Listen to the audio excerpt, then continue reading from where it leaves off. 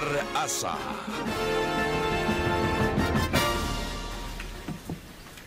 Good evening.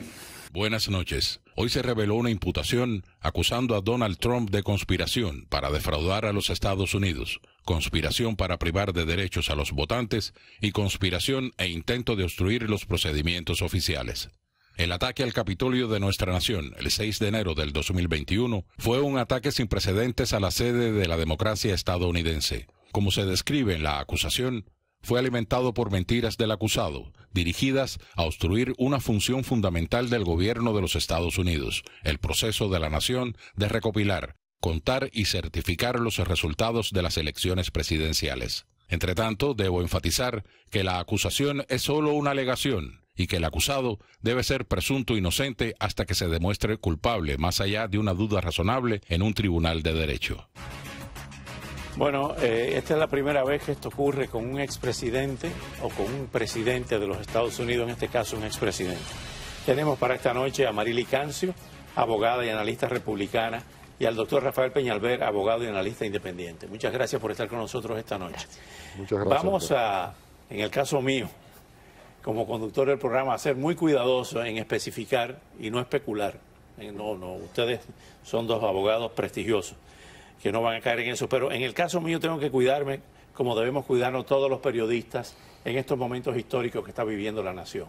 No es hora de especular, ni de improvisar, ni de decir parates.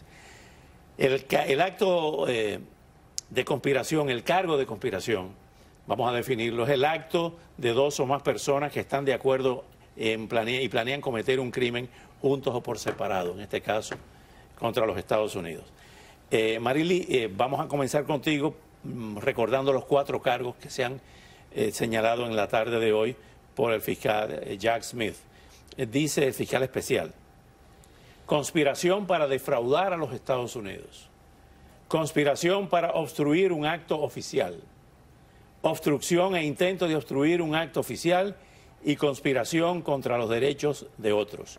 Y la primera pregunta va para los dos. ¿Cuán graves son estos cargos, Marily? Yo creo que si prueban esos cargos, gravísimos, pero yo soy del parecer que lo que está pasando aquí es una interferencia electoral por parte del Departamento de Justicia del presidente Biden. Eso es mi opinión y como dice el propio fiscal, él es inocente hasta que una corte lo encuentre culpable.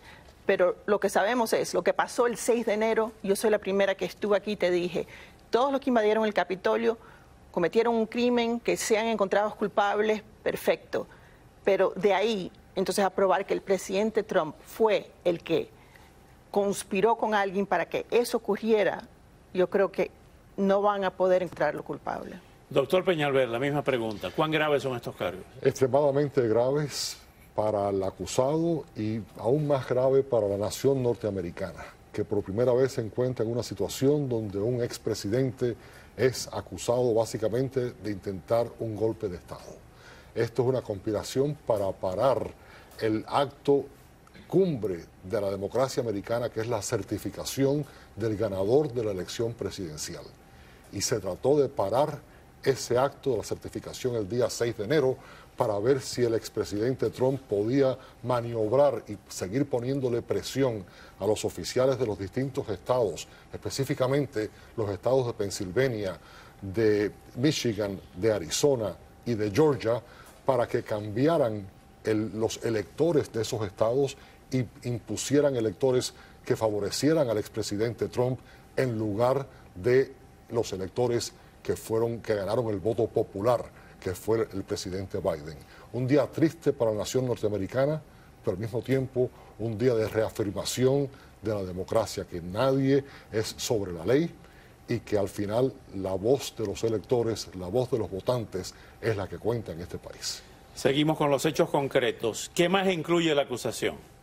El fiscal especial Jack Smith incluyó a otros 6 co-conspiradores no acusados ni identificados en su acusación contra Trump.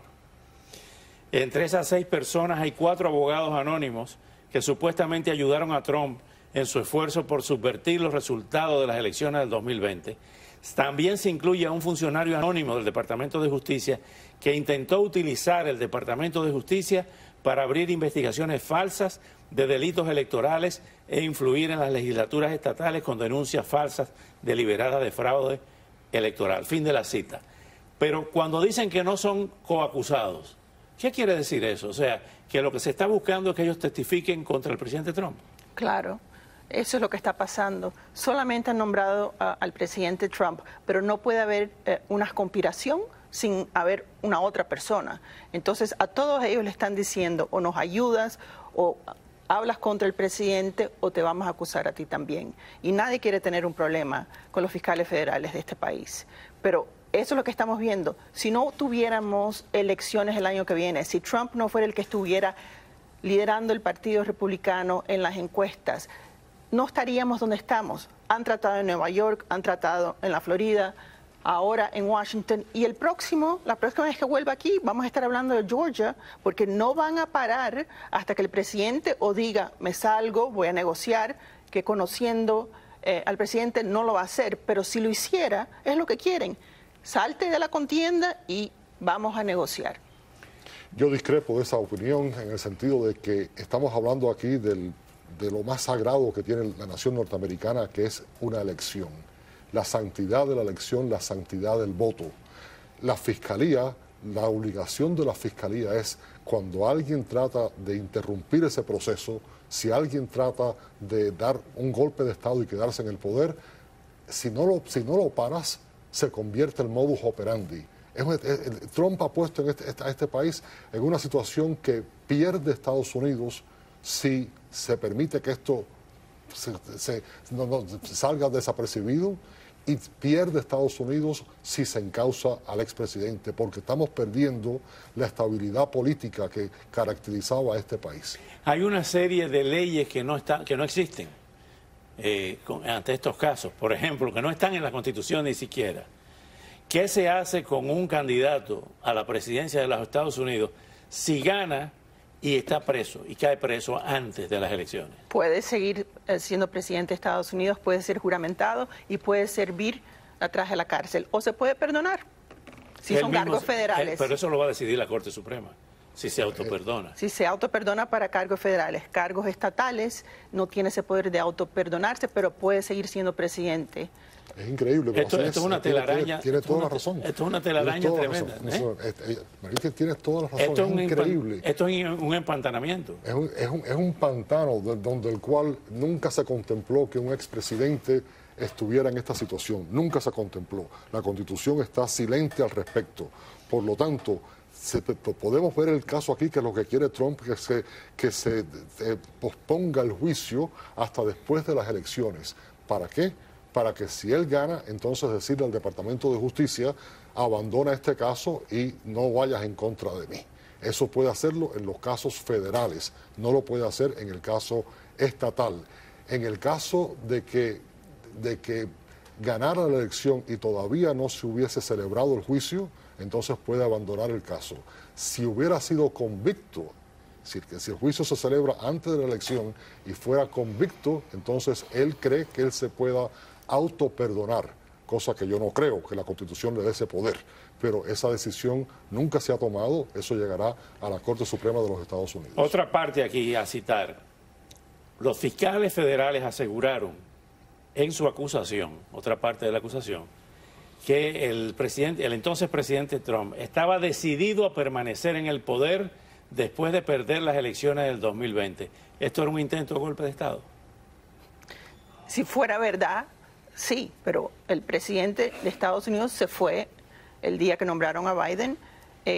Hubo un cambio de poder pacífico, como siempre ha ocurrido. Hubieron muchas preguntas bajo esas elecciones. Me parece muy interesante de que ahora estén hablando de la santidad de las elecciones y del voto, cuando cualquier uno podía votar en muchos lugares de una forma, quizás no como en la Florida. Si todos los otros estados siguieran las leyes de la Florida, como nosotros votamos por correo, que se pide una identificación, pero en muchos otros estados no es como en la Florida.